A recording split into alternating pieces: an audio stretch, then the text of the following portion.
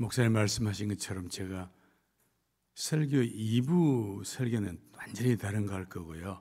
또 3부도 지금같이 똑같이 하지는 않을 겁니다. 뭐 일부가 그래서 그런 게 아니라 그냥 제가 그렇게 생각이 들었습니다. 자, 여러분, 저는 그 오늘 본문의 말씀을 가만히 보면서 이 누가는요, 이 본문을 기록한 누가는 뭐 성경에 봤더니 의사라 그랬어요. 의사는 아무래도 이 모든 이 사고하는 게 조금 다릅니다. 논리적이고 이렇게 굉장히 디테일하고 그런데 누가복음도 가만히 보면 누가가 쓴 복음이라서 그런지 예수님의 출생 이 탄생 이야기도 다른 데하고는 훨씬 다르게 기록이 되어 있어요. 오늘 이 본문에도 가만히 보면 이게 좀 어떻게 보면 이게 우리가 그냥 패러그래프 이렇게 한 문단 이렇게 해서 한 스토리별로 이렇게 이야기가 나오는데 누가가 그냥 이렇게 보면 17장 1절에는 그냥 이렇게 실족하게 하는 얘기를 떡 하시다가 그 다음에는 우리 이웃이나 혹은 가까이 있는 분들이 나에게 회개한다 하고 용서를 구할 때 하는 이야기, 이런 이야기들을 이렇게 하시면서 그 다음에는 또 주님이 거기에 한 말씀 더 하셔가지고 믿음이 있으면 이 뽕나무 보고 뽑혀서 바다에 심기로 해도 할 것이다. 여러분, 이게 이제 물론 이 모든 것들을 보면 사실 굉장히 어떻게 보면 1절은 무서운 말이거든요. 우리가 이 땅에 사는 동안 실족하게 하지 않는 사람이 어디 있습니까? 그런데 만약에 네가 남을 실족하게 한다면 네에게 화가 있는데 그냥 그건 좀 나쁜 거다, 그게 아니라 남을 실족하게 되면 차라리 네 목에 무거운 연자 맷돌을 메고 바다에 빠져 죽으라는 거야. 그만큼 무서운 말입니다. 이런 이야기를 쭉 하시니까 제자들이 가만히 들어봤더니 이게 이제 제자들이 들은 말이거든요. 제자들이 가만히 들어봤더니 야, 이거 선생님, 이거 우리가 그동안 이제 나오죠? 이제 지금부터 제가 이제 슬라이드를 좀 보여드릴 건데 우리가 그동안 했던 거, 우리 자신을 봤을 때 이건 우리가 지킬 수 있는 게 아니에요. 주님도 아시거든요. 누가 여기 7번 용서한다, 뭐 할 수 있어요. 근데 7번이라는 건 그냥 끝없이 하라는 거예요. 어떤 성경에 보면 7번씩 70번도 하라 그랬거든요. 이거는 그냥 무한대인데 인간이 감당할 수 있는 내용이 아닙니다. 누가 실족하게 않는 사람이 어디 있어? 그러면 여기 우리가 있을 사람 한 명도 없이 다 없어져야 돼요. 그렇죠? 다 필라델피아 바다에 가서 연자 맷돌에 목에 연자 맷돌을 메고 물에 빠져 죽어야 돼요. 그런데 오늘 이런 누가가 이런 얘기를 쭉 가면서 느닷없이 이거하고 전혀 내용이 안 맞는 것 같은 이야기가 딱 나와요. 실제로는 예수님이 지금 그 말씀을 하고 싶었던 거예요. 믿음에 대해서 설명을 하면서 믿음이 무언가, 너희가 믿음 하는데 믿음이란 게 뭔가를 설명하시려고 사실은 앞에 이 실족해 하는 이야기도 나오고 그 다음에는 회개하는 이야기도 나오고 이렇게 이란이 쭉 나오는데 우리가 잘 아는 것처럼 예수님이 실제로 요 문단에서 예수님이 제자들에게 딱 던져주고 싶은 말씀이 이것이었거든요. 제자들의 질문도 정확했고 제자들의 질문은 제자들의 바랬던 것은 딴 게 아니라 우리가 믿음이 무엇인지 믿음을 좀 더 알고 우리의 믿음을 increase our faith 그랬어요. 우리의 믿음을 좀 이렇게 더하게 해주시, 이 말을 지금 하신 거거든요. 그러면서 주님이 이 믿음을 더하라고 하시는 그 말씀 뒤에 지금 이 예화가 나오는 거예요. 그 예화는 예수님이 주신 이 예화도 가만히 보면 참 우리가 얼핏 이해하기가 쉽지 않은 예화기는 해요. 그게 뭔고 하니 어떤 사람이 밭이 있습니다.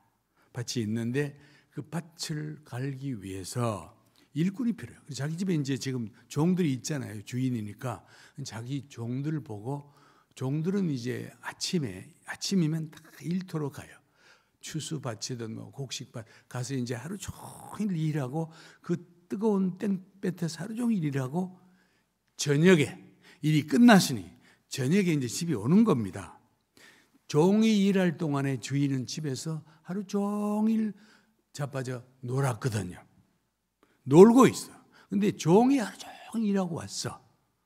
왔더니 뭐 당연하게 주인은 종이 일하고 왔으니 오기 전에 주인이 뭐 간단히 밥을 만들어 가지고 종이 오거든. 아이고 오늘 수고했구나 이거 먹어라. 그게 아니라 오늘 성경에 봤더니 종이 와서 몸도 씻지 못하고 집에 오자마자 주인 밥을 준비합니다. 저녁에 주인이 드실 음식을 준비해요. 준비할 뿐 아니라 다 음식을 준비하고 주인이 먹을 동안 주인 옆에서 주인 옆에서 이렇게 지금 기다리고 있는 거야. 서보하고 있는 거야. 주인이 드실 때 옆에서 가만히 기다려. 혹시 주인이 물 갖다 주고 양념 이렇게 하려고 기다리고 있는 겁니다. 주인 다 먹을 때. 그 다음에 주인이 다 먹고 나서 종이 이 주인이 먹었던 이 상을 들고 나가요. 나가서 설거지를 다 하고 아마 뭐 요즘 식으로 말하면 디저트, 뭐 티까지, 과일까지 다 대접하고 집에 하루 종일 놀았던 이 주인은 종이 주는 음식 다 먹고 음식 후에 티까지 다 마시고 이 모든 것을 종이 가지고 가서 설거지를 다 해놓고 그제서야 자기가 먹을 음식을 준비하고 다 먹고 씻고 자는 거예요. 근데 이렇게 그냥 예화로 끝났으면 그런데 예수님이 하신 말씀이 그 밑에다가 뭐라고 하셨는가 하니 이렇게 하였다고 주인이 종 보고 아이고 그래 뭐 같은 사람인데 너 오늘 하루 종일 일하고 와서 이렇게 밥 해주고 하느라고 고생이 많았다. 아이고 얼른 먹고 자거라 수고했다. 이렇게 말하겠느냐는 거예요. 그리고 종도 그렇게 하면서 정말 나는 지하고 내하고 입이 다르냐? 똑같은 인간인데 지는 하루 종일 집에 놀고 난 하루 종일 밭에 가서 일하고 와서 내 같으면 안 그러네. 일하고 불평하고 자기 밥을 먹겠느냐? 그겁니다. 오히려 종이 이제 뭐라고 해야 되는 거 아니? 나는 감사하다는 말도 기대할 것도 없고 내가 속상해도 안 되고 나는 그냥 무익한 나는 그냥 종일 뿐인 거야. 나는 그냥 단순히 나는 무익한 아무런 의미도 없고 가치도 없는 종일 뿐이기 때문에 나는 일을 한다는 거예요. 자, 여러분 제가 이제 이거를 무익한 종이라는 말들을 내가 많이 설교를 많이 들었지 않습니까? 근데 어느 날 제가 이제 이 말씀이 저에게 와서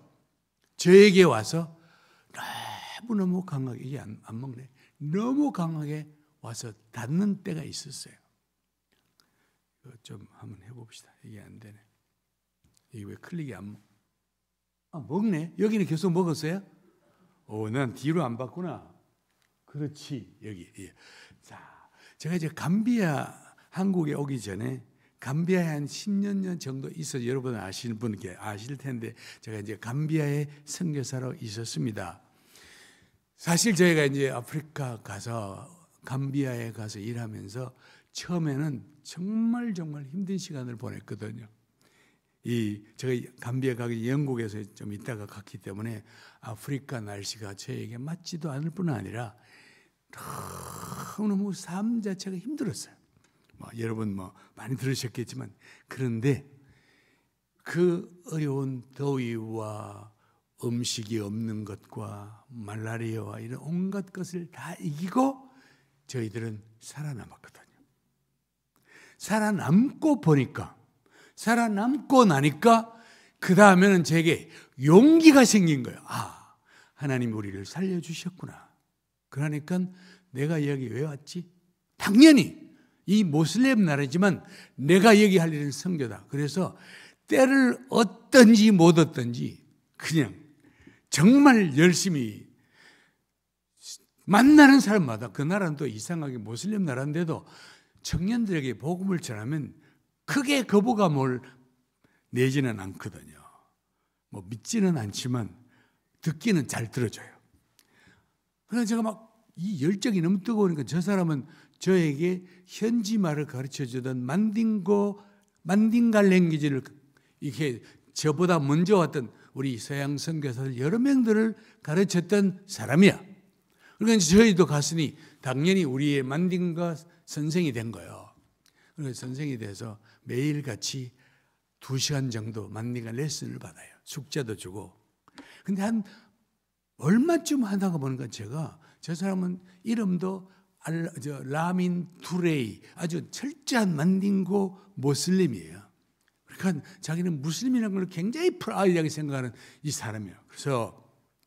그런데 어느 날 내가 저 사람하고 같이 공부하다가 이 사람이 무슬림인데 내가 지금 이 나라를 전도하러 왔는데 내가 지금 나에게 감비아 말을 가르치는 이 사람을 내가 그냥 어떻게 그냥 두냐 이래서 어느 날 공부 다 끝나고 나서 이제 집으로 가려고 하다가 내가 잠깐만요, 내가 할 말이 있다 그랬어요. 저 사람이 뭐냐요? 그래서 제가 앉아가지고 내가 왜, 나는 한국 사람인데 내가 왜 이 어려운 나라에 와서 당신도 보다시피 우리가 말라리아와 이 더위와 이렇게 죽을 고생을 하는지 아느냐? 그러면서 나는 예수 그리스도의 복음을 가졌기 때문에 이 복음을 당신들에게 나는 주려고 여기 왔다. 그런데 내가 나와 같이 공부하고 가르치는 당신에게 내가 어떻게 이 말을 안 할 수가 있느냐 하고는 복음을 쫙 전했습니다. 가만히 들었거든요. 가만히 듣더니 아무 말도 안 했어요. 그리고 이제 그러니까 내가 이 메시지가 통하나 보다. 그래서 그 다음날 공부 끝나고 또 했어요. 그 다음날 또 했어요. 한 2주간 동안 그랬거든요. 그랬더니 어느 날 그날따라 가만히 듣더니 다 끝났는데 이번에 저 사람이 다 듣고 나서 나를 딱 물어보더니 미스터 유, 내가 왜 그러세요? 그랬더니 당신은 내가 무슬림인 거 모르냐요? 그래, 알지요. 당연히 알지. 그랬더니 그러면 내가 이제껏 당신 보고 한 번이라도 내가 갖고 있는 이 무슬림 신앙을 당신 보고 개종하라고 그렇게 시도 때도 없이 말한 적이 있었냐요? 그래, 물론 없었어. 그랬더니 그러면 당신은 왜 내가 무슬림 줄 알면서 그렇게 매일같이 나에게 예수 얘기를 하네요. 그건 모독 아니냐고 그래요. 얼마나 내가 무한합니까? 미안합니다. 그러고는 헤어졌어. 그리고는 그 다음날 또 공부를 하러 가는데 내 마음속에 갈등이 생긴 거야. 이거 어떡하나. 어제 그렇게 화를 냈는데. 그래서 그 다음 주간에는 못했어요.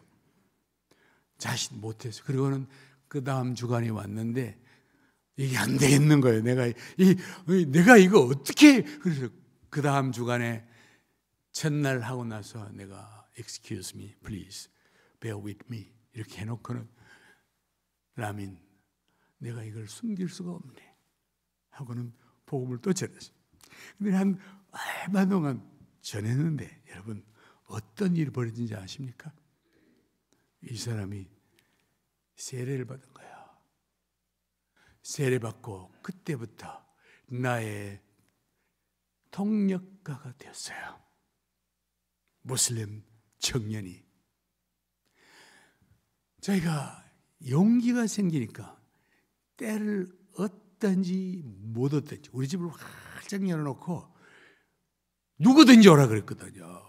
와서 막 청년들이 와서 오면 자연스럽게 성경을 함께 읽고 또 그들이 말 안 하면 내가 먼저 물어보고 네가 읽은 이해가 되느냐 물어보고 이렇게 해서 계속 이 복음을 전했어요. 시간이 없대. 요거는 제가 넘어가 아주 감동적인 이야기인데 시간 관계상 이야기도 넘어갑니다. 3부에 오시면 제가 이거를 반드시 해드리겠습니다. 3부에 이건 정말 감동스러운 이야기인데 이렇게 하다 보니 저에게 용기가 생겼어요. 아, 되는구나 이게. 이 나라에 이게 무슬림 청년들이지만 복음을 전하면 되는구나 하는 용기가 생겼어요. 그래서 저희 집에서 성경 공부하러 오던 이 청년들을 모아놓고 저희 집에서 주일날 예배를 드렸습니다. 저게 이제 오메가 교회라 그래서 보시다시피 우리 집 요즘 시팅룸이요.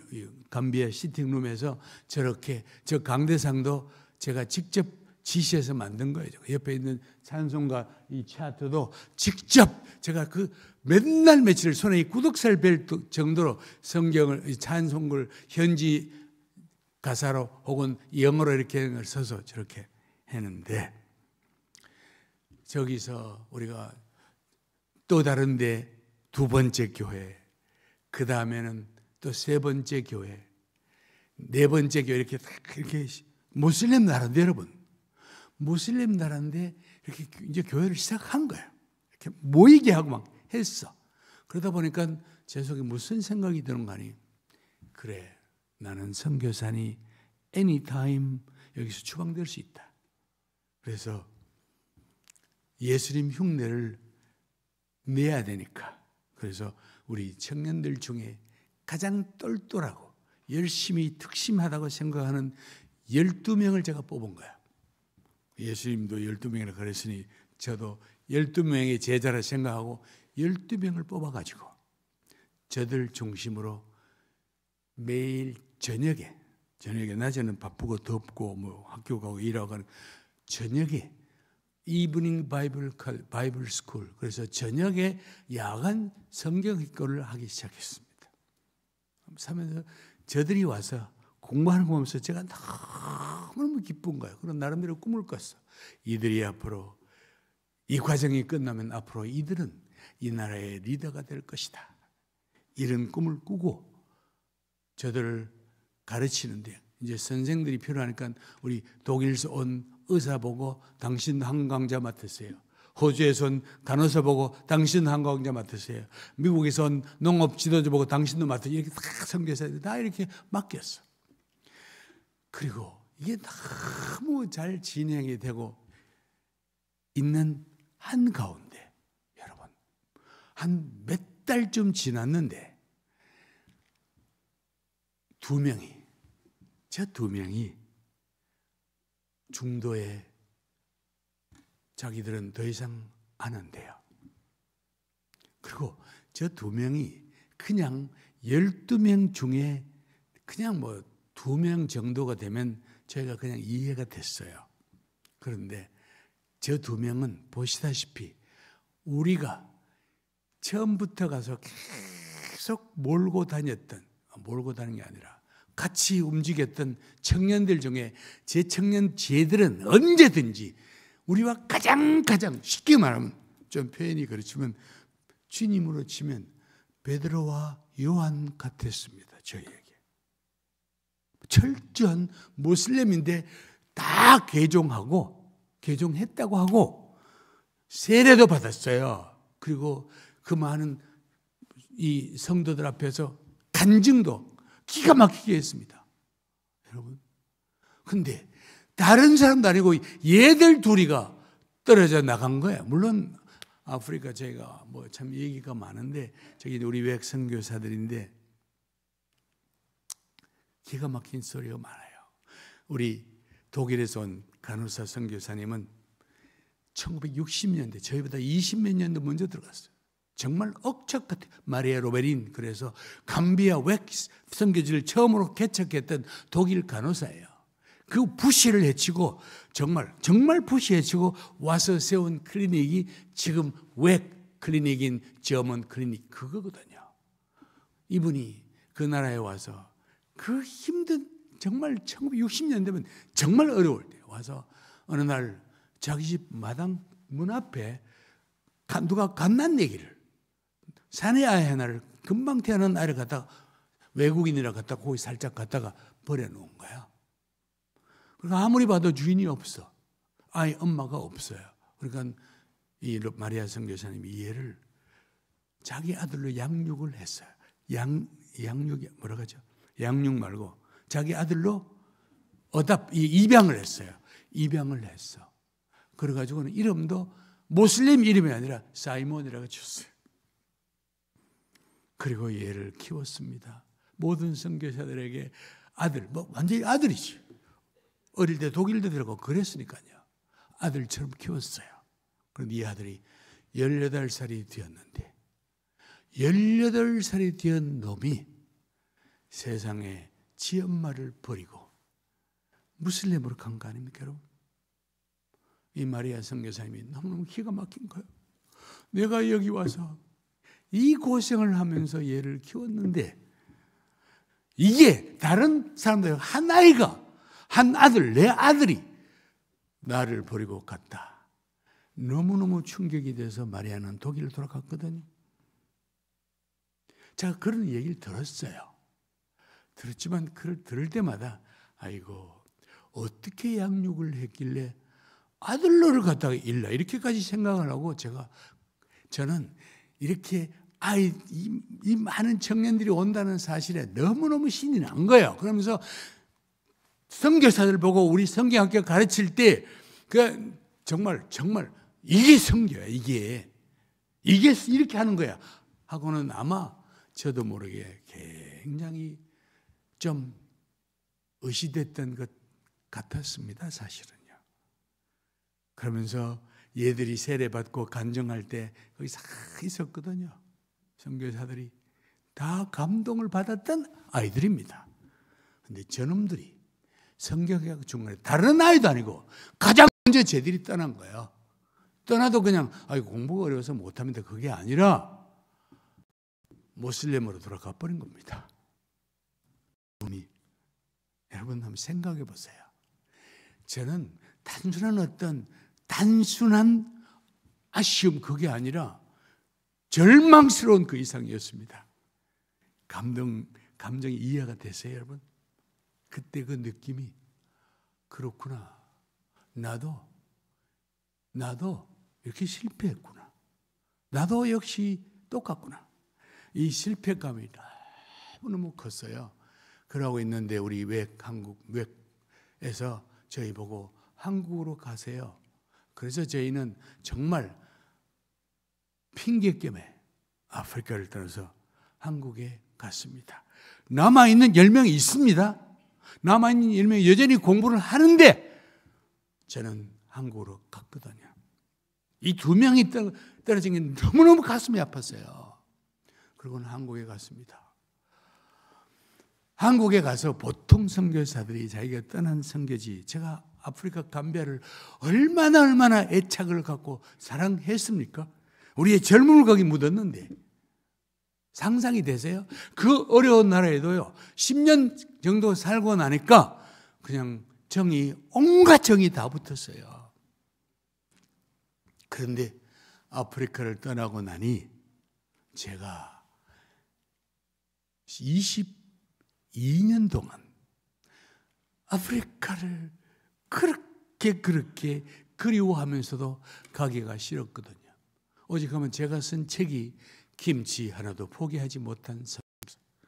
제가 실패했던 이야기를 적어놓은 책입니다. 내 참담한 마음을 적어놓았던 책이에요. 저게 나중에 영어로도 번역이 돼서 여러분, 그런데 제가 저 패배감을 가지고 한국에서 일을 하는데 자그마치 제가 22년 동안 감비아를 안 간 거예요. 가기 싫었거든요. 그렇게 그리워하면서 가기가 싫었어요. 그 이유는 그 2놈이 생각날 때마다 부끄럽고 참담했거든요. 그래서 안 갔어요. 그러다가는 그렇게 그쪽에서 언제 한번 안 오세요? 안 오세요? 그렇게 여러 번 하다가 22년이 지났던 2019년도에 저희가 드디어 그때는 가보자. 이제는 우리도 잊혀졌을 것이고 그냥 관광객인 척하고 가보자 이라고는 아프리카를 갔습니다. 간다고 그랬어요. 22년 만에 방문하는 길입니다. 감동스러운 이야기요.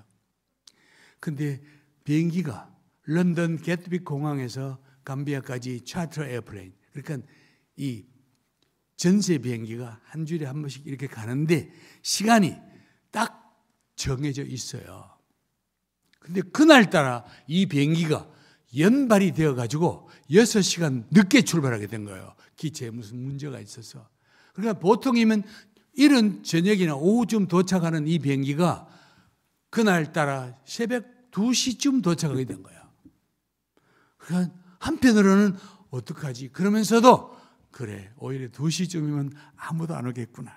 조용히 가면 되겠다 하고는 새벽 2시에 감비아 공항에 탁 내렸더니 세상에 공항 앞에 그 늦은 시간까지 수십 명이 저희를 기다리고 있는 거예요.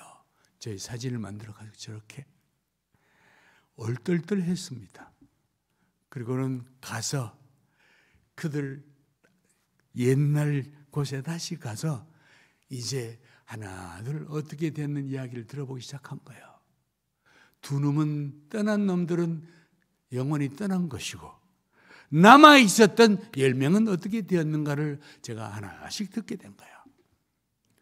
그 중에 한 명은, 이 두 놈은 당연히 떠나고 없지만 그 중에 한 명은 그 나라의 교단 총회장이 되어 있었습니다.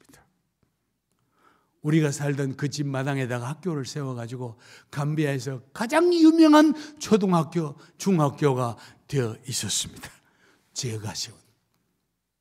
그 다음에 쟤는 그 나라의 전국 방방곡곡을 다니면서 예수 영화를 만딩고 말로, 월로프 말로 상영하는 선교사가 되어 있었습니다.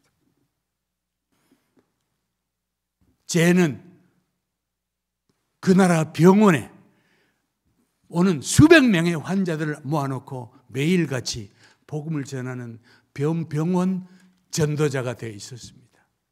쟤는 그 나라에 있는 감옥소에 정부의 허락을 받고 매주일 2번씩 가서 죄수들에게 복음을 전하는 전도자가, 목사가 되어 있었습니다. 쟤는 다음 또 누구예요? 얼굴이 다 까마해가지고 저쪽에 한 명은 저 끝에 있는 쟤는 선교사가 되어가지고 이웃나라 가나에 가서 선교를 하고 있었어요. 선교사 2명에 목사 6명. 세상에. 제가 떠나고 난 뒤에 그때 제가 중요한, 그리고 그때 우리 집에서 시작했던 저 교회, 오메가 교회는 지금 감비아의 리딩 처치가 되어 있더만요. 그 무슬림 나라에 감비아의 모든 행사를 호스팅하고 모든 감비아 교회 리더들이 다 저기 있어. 글쎄, 제가 우리 집에 시작했던 저 교회, 2번째 시작했던 월링가라 교회는 자기들 스스로 저렇게, 여러분 이거 무슬림 나라입니다. 그리고 3번째 개척했던 저 교회는 아무리 봐도 개척할 때 사진이 없었는데 2019년에 갔더니 저렇게 교회가 되어 있었습니다. 그리고 저 운막 같은 저 집에서 우리가 마지막 개척했던 저 교회는 한국에는 어떤 교회가 어떤 관계를 했는지는 모르겠어요. 한국에는 어떤 교회가 건축비를 도와줘가지고 저 자리에 교회를 이렇게 세운 거예요, 여러분. 2021년도에. 제가 그때 중요한 깨달음을 느낀 거예요. 아, 나는 감비아를 떠나도 주님은 여기를 떠나지 않으셨구나 하는 거, 그거 하고, 저는요, 내가 이 감비아에서 내가 이렇게 죽을 똥살똥 전도해서 만났던 이 일꾼들이 내가 만든 일꾼을 생각을 한 거예요. 나의 제자라 그랬거든, 내가. My disciples. 나의 제자라고 생각했었습니다. 그런데 봤더니 그게 내 제자가 아닌 거예요, 글쎄. 예수님이 그들을 돌보시고 예수님이 그들을 만드신 거예요, 글쎄. 나는 그냥 거기서 내게 주어진 시간 동안에 나는 내 일을 했을 뿐이에요. 저 제자들도 내 제자가 아니었고요. 저 제자들을, 저 모슬렘들의 마음들을 변화시키고 개종시키는 것도 내가 아니었습니다. 나는 그냥 묵묵하게 내게 주어진 시간 동안 저 나라에서 예수 그리스도의 종으로 거기서 일을 했을 뿐인 거예요. 제가 성경에 나중에 봤더니 그 답이 있더만요, 거기에. 고린도전서 3장에 갔더니요, 그래서 바울이 나는 심었대요. 바울 자기는 다니면서 복음을 심은 사람이래요. 나는 복음을 심었. 그리고 아볼로는 물을 주었대요. 그런데 오직 하나님께서 자라게 하셨다는 거예요. 그리고 그 다음 말이 더 우리에게 와 닿아서요. 심는 이나 물 주는 이는 뭐라고요? 아무것도 아닌 거예요. 아무것도 아닌. 우리는 가서 물 줘놓고 이게 내 제자인 줄 착각한 거예요. 내가 심어놓고 이게 내가 자라게 한다고 생각했던 거예요. 물 주는 자와 심는 자는 아무것도 아니고 오직 자라게 하시는 하나님이래요. 제가 이거를 이렇게 깨달은 거예요. 그때 그래서 성경은 우리 보고 너는 무익한 종이다. 나는 그냥 무익한 종이다. 그 말씀을 하시는 거로구나. 그게 믿음이라는 거예요. 제가 오래전에 한 20년도 넘었을 텐데 분명히 내가 어딘가 나눈 적이 있습니다. 근데 오늘 이게 하도 적절해서 나누려고 그래요. 제가 감비아에 가서 사역을 할 때 감비아에 유일하게 있는 과일이 만딩고에 망고였어요. 망고철이 되면 온통 저게 이제 망고가 없으면 시장이 딱 저렇게 생겨 있어. 아무 과일이나 다른 야채가 없었거든요. 그런데 망고철이 되면 저 시장은 온통 다른 과일이 없으니까 망고밖에 없어요. 근데 여러분, 망고가 얼마나 맛있는지 아십니까? 아프리카의 망고가요. 다른 과일이 여러 개 중에 망고가 있으면 이것도 먹고 이렇게 즐길 텐데 망고가 오직 only fruit, 전신만신 망고밖에 없는 곳에서, 그 삭막한 곳에 내가 망고 맛을 알고 나서 저는 망고가 내 삶을 지탱시켜주는, 내 육신에 이 에너지를 주는 망고가 나의 모든 걸 생각을 했어요. 사실 그렇습니다. 그런데 망고는 여러분도 아시다시피 망고는 시즌이 있어요. 아프리카 망고는 길면 한 달 반, 짧으면 한 달만 시장에 나오다가 그냥 없어져요. 그러니까 망고가 가면 너무너무 내가 우울해지는 거예요. 망고가 없어진다는 생각에 1년을 기다려야 되니까. 그런데 어느 날 동료 선교사님이 제게 와서 좋은 소식이라 하고는 기쁜 소식을 가져왔는데, 저 감비아 국경, 세네갈 국경에 가면 이웃나라 기니코나크리라는 기니라는 나라가 있는데, 기니는 망고의 나라예요. 기니 사람들이 기니 망고를 가지고 와서, 망고 묘목을 가지고 와서 감비아에 팔고 있다는 거예요. 자기가 가봤더니 그 묘목들 중에는 어떤 묘목들은 감비아 망고보다 한 달 먼저 나오는 게 있고, 어떤 묘목들은 감비아 망고보다 한 달 늦게 나오는 망고가 있대요. 근데 계산을 해본 거예요. 그랬더니 한 달 먼저 나오는 망고, 그 다음 감비아 로컬 망고, 한 달 늦게 나오는 망고. 그래서 내가 석 달 동안 망고를 즐길 수 있잖아요. 그래서 내가 너무 신이 나가지고 막 그 길로 곧바로 가서 저기 쌓여있는 저 나무 숫자를 세지 않고 모두 다 내 차에 다 실었어요. 그리고는 가지고 와서 우리 집 그 넓은 공간, 심지어 동네 골목까지 내 망고라는 딱지를 붙여놓고 망고를 50그루가량을 심었어요. 내가 망고가 내가 심어놓고 매일매일 물을 줬더니 얼마나 예쁘게 자라는지, 이렇게 매년 이렇게 망고가 커가는데 그 크는 거 보는 재미가요. 내가 심은 나무가 언젠가 열매를 맺겠구나. 그 기대를 갖고 늘 물 주고 가꾸고 그랬거든요. 근데 6년째 되는 해입니다. 6년이 지나고 이제 내가 아프리카를 떠나는 그 해, 한국 본부를 하고 가려고 하는 그 해에 무슨 일인지 하필이면 그 해에 내가 심었던 그 망고 나무에서 꽃이 피었어요. 꽃이 핀다는 것은 열매가 온다는 거거든요. 그러니까 얼마나 감사해요. 글쎄, 내가 지난 7년 동안 물을 줬는데 드디어 내가 심은 망고에서 꽃이 피는구나.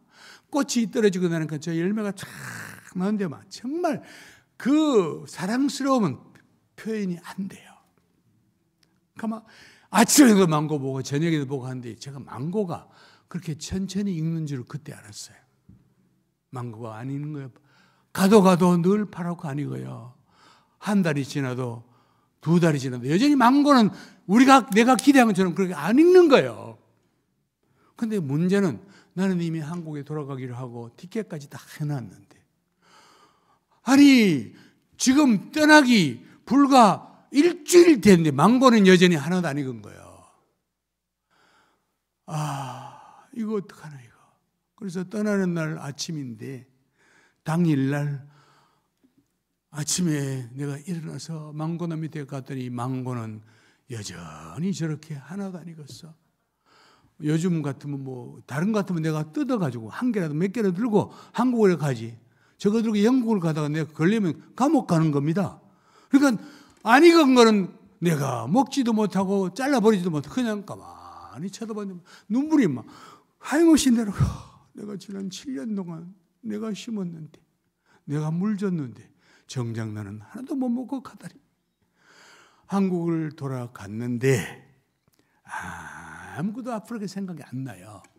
한 가지, 내 망고는 어떻게 됐을까? 그 생각밖에 안 났어요. 그래가지고 한 2주일쯤 지나고 난 뒤에 드디어 전화가 연결이 됐어요. 그래서 내가 전화에다가 대고 전화를 받는 우리 프란세스 맨디가 얼마나 반가웠더니 파스타 목사님 이렇게 막 지가 내가 떠나고 난 뒤에 그렇게 울고불고 했으니 얼마나 반가웠겠어. 글쎄. 그래서 내가 당연히 전화가 통화됐으면 내가 프란시스야 내 망고는 그동안 잘 지냈느냐 이렇게 물어봐야 돼요. 그런데 내가 첫 마디가 야, 내 망고 어떻게 됐니? 그랬어요. 그랬더니 이 사람은 또 신이 난다고 목사님 망고가 익었다는 거야. 그래? 망고가 어떻더냐? 내가 그냥 어떻더냐 물었는데 지가 먼저 망고가요 너무너무 굵다는 거야. 그러고 먹어봤는데 이제껏 감비아에서 내가 한 번도 먹어보지 못한 망고래. 갑자기 내 가슴에 막막해져서 내가 야, 누가 먹냐? 누가 따냐? 그랬더니 선교사들이 다 따먹고요. 동네 아들도 다 먹는데요. 제가 억장이 무너졌습니다. 내가 심었던 내 망고인데 먹는 놈들은 딴 놈이 먹네. 그때 제가 생각난 거예요. 내 역할은 감비아 망고를 심고 7년 동안 물 주고 가꾸는 게 내 역할이더라고. 그리고 저 망고 열매는 나는 가꾸었을 뿐이지 먹는 사람은 따로 있었어요. 주인은 내가 아니야. 내가 심었지만 내 망고가 내가 주인이 아니었어요. 제가 그때 이게 이 말씀이 깨달아지는 거예요. 그래, 내가 이 제자들이 내 제자라니까 그렇게 억장이 무너졌는데 저게 내 제자가 아닌데 나는 그냥 거기서 무익한 종으로 물만 주고 저들을 섬겼을 뿐인데 왜 내가 내 제자인 것처럼 착각을 해가지고 이렇게 가슴 아프게 22년 동안 가지 못하고 그 소가리를 했냐 이거지. 오늘 주님 우리에게 가르친 게 이거거든요. 내가 교회를 할 때도 이게 내가 무엇을 해서 내 때문에 되었다고 생각하는 순간 우리는 시험에 들게 돼 있어요. 나는 아무것도 아니야.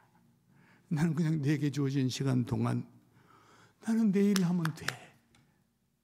나는 무익한 종 주제에 뭐가 내 얘기를 내가 한 건데 어디서 따질 게 어디 있어요, 글쎄. 제가 그것을 느낀 거예요. 그러니까 내가 마음에 그제서야 이게 믿음이로구나. 내가 주의 일을 한다는 것이 이게 믿음이로구나. 주님이 우리에게 말씀해 주시고 싶은 것, 너는 무익한 종일 뿐이야. 네가 주인 행세하지 말라는 거예요.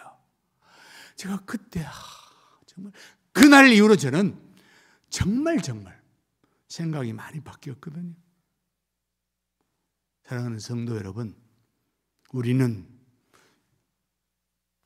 주님이 만든 이 세상에서 이 많은 교회들 중에 임마누엘 교회 주님이 여러분들을 보내셨거든요. 나는 여러분들이 뭘 한지를 몰라. 그러나 주님은 여러분 각자에게 주의 일터에서 여러분에게만 맡겨진 일이 있는 것 같거든요. 그 일을 무익한 종의 주제에 사람들이 나를 알아주는 게 무슨 의미가 있는 거야? 사람들이 내 일을 몰라준들 그게 무슨 상관이 있냐? 나는 무익한 종인데 나는 그냥 종의 일을 했을 뿐이에요. 칭찬 안 해도 no problem. 업적 평가 안 해줘도 no problem. 오늘 주님이 그것을 아는 게 오늘 제자들이 우리에게 믿음을 좀 크게 해주세요 그랬더니 얘들아 이것만 아는 것이 믿음이라는 거야. 오늘 이런 마음을 가지고 여러분들이 섬기는 자리에서 주의 일들을 묵묵히 감당하시는 우리 모든 성도 여러분 되시기를 예수님 이름으로 부탁합니다. 기도하겠습니다. 하나님 아버지, 사랑하는 주의 백성들 앞에서 이 부족한 종이 깨달은 보잘것없는 이야기를 나누었습니다. 주여, 사랑하는 우리 모든 성도들 모두에게 깨달음을 주시고 우리의 믿음을 더하여 주옵소서. 예수님 이름으로 기도합나이다. 아멘.